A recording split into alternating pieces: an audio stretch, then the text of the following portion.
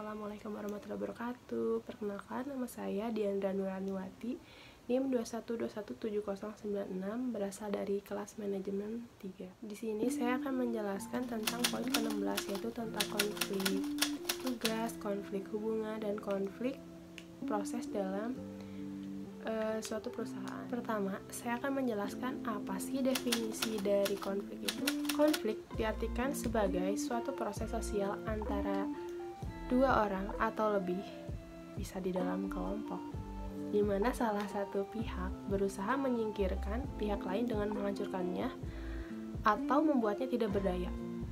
Konflik dilatar belakangi oleh perbedaan ciri-ciri yang dibawa oleh individu masing-masing dalam suatu interaksi. Contohnya itu yang pertama, ada konflik antara atasan dan bawahan. Biasanya alasan yang diberikan beragam, mulai dari bawahan yang tidak memberikan kinerja yang memuaskan, atasan gagal memberikan feedback yang baik untuk karyawannya, atau sekedar kesalahan antara atasan bawahan dalam berkomunikasi. Poin kedua, konflik antar karyawan. Misalnya saat mereka memiliki perbedaan pendapat tentang bagaimana melakukan sesuatu, atau saat seorang karyawan merasa direndahkan oleh karyawan lainnya. Konflik tersebut bisa menjadi serius loh, apalagi jika mengakibatkan rusaknya kerjasama dalam perusahaan. Dampaknya lingkungan kerja tidak lagi kondusif dan mungkin mengganggu karyawan lainnya yang awalnya tidak terlibat menjadi terlibat. Poin ketiga, di sini ada konflik personal karyawan. Contohnya kayak gini, misalnya karyawan awalnya masuk kerjanya itu tepat waktu, tapi sekarang kok jadi izin untuk tidak masuk kerja. Nah, seorang karyawan yang dulunya disiplin jam masuk kerja kini mulai terlambat, itu biasanya sih ada konflik pribadi, seperti misalnya konflik dengan keluarganya. Jadi perubahan perilaku seperti itu tuh seharusnya diamati oleh perusahaannya. Jadi sebabnya apa sih? Selanjutnya saya akan menjelaskan 3 jenis konflik. Yang pertama, konflik tugas. Konflik tugas adalah konflik atas isi dan sasaran pekerjaan. Konflik ini merupakan tipe konflik yang banyak terjadi di dalam organisasi-organisasi atau perusahaan.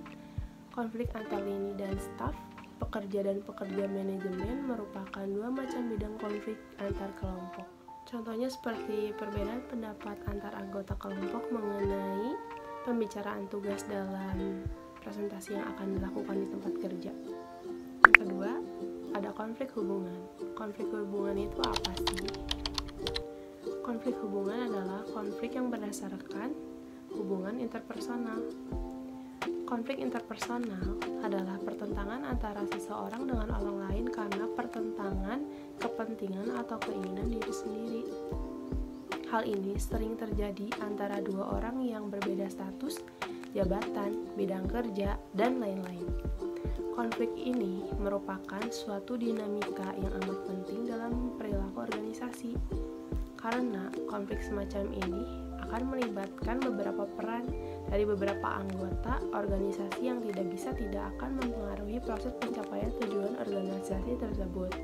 Contohnya, perbedaan karakter pada tempat kerja yang memicu keributan dalam kelompok karena masih belum saling mengenal.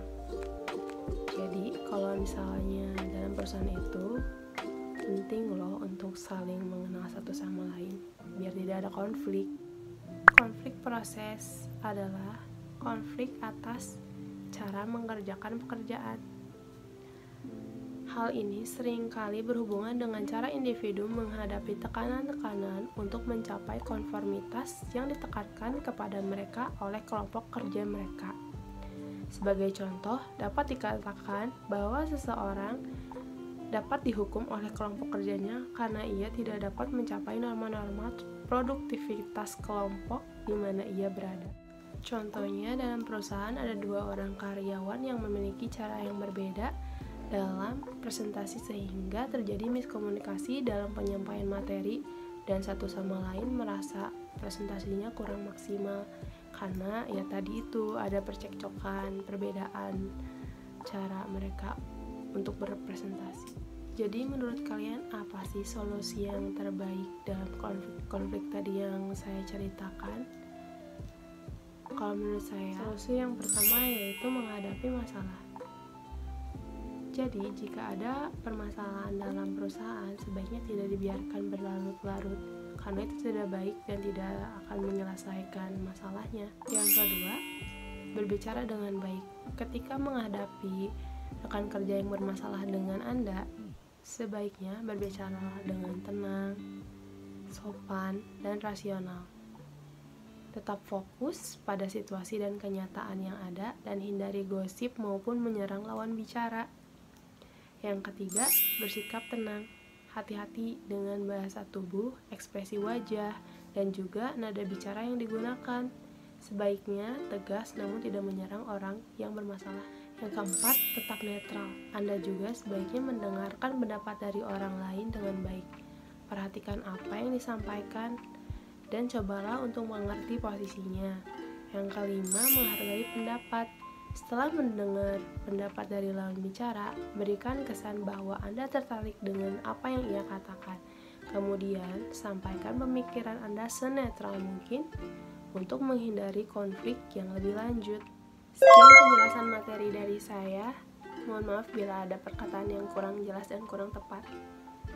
Terima kasih. Wassalamualaikum warahmatullahi wabarakatuh.